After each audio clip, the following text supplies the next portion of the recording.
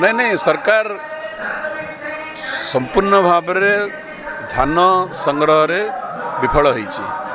मु तो कहबी धान किणा बिका सिस्टमटा ए सरकार को अंडर कोलैप्स करी जाइए। सरकार कौन से कंट्रोल नहीं एवं सरकार मानसिकता भी नहीं एवं सरकार निर्वाचन पूर्व घोषणा कले जे 800 टंका इनपुट सब्सिडी देवे। गतकाली माननीय जोगाण मंत्री कही आश्चर्यजनक भाव में जे गोटे चाषी 150 क्विंटल पर्यंत धान किणा हेले इनपुट सब्सिडी दिज्व ताठू बेसी हेले 800 टंका इनपुट सब्सिडी दिज्व नहीं। सरकार तो यहाँ इलेक्शन मैनिफेस्टो कही नथिले।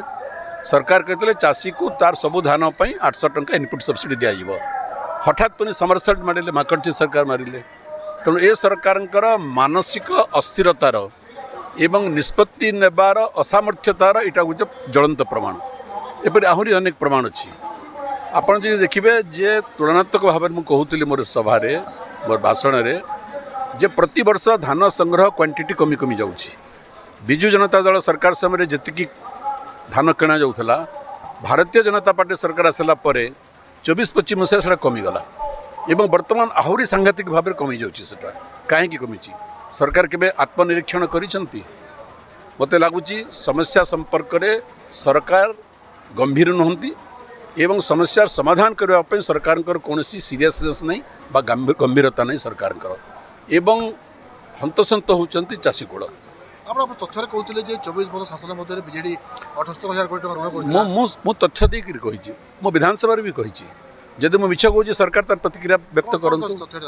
तथ्य या जे आम 24 वर्ष जी ऋण करूँ 16 मास भितर सरकार ताठू बेसी ऋण कले एवं यहाँ हूँ सरकार आर्थिक व्यवस्था रे परिचालन रे संपूर्ण विफलता।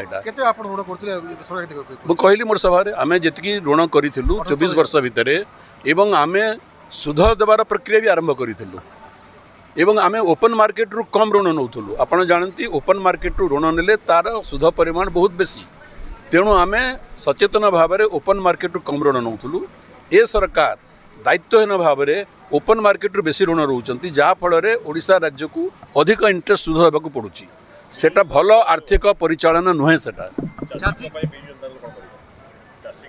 देख कहूँ जिते विजु जनता सरकार थिला सेतेबेले भी किछि समस्या होता किंतु से समस्या को मैं स्वीकार करूँ। चाषी मान सहित आलोचना करूँ एवं चाषी आंदोलन कले आमे प्रतिक्रियाशील हो नथिलु। वर्तमान चाषी जो आंदोलन करुछंती ए सरकार अत्यंत प्रतिक्रियाशील होउछंती। गोटे गणतंत्र रे चाषीर अधिकार अच्छी तार कथा को सब्यस्त करवार एवं से आंदोलन कर।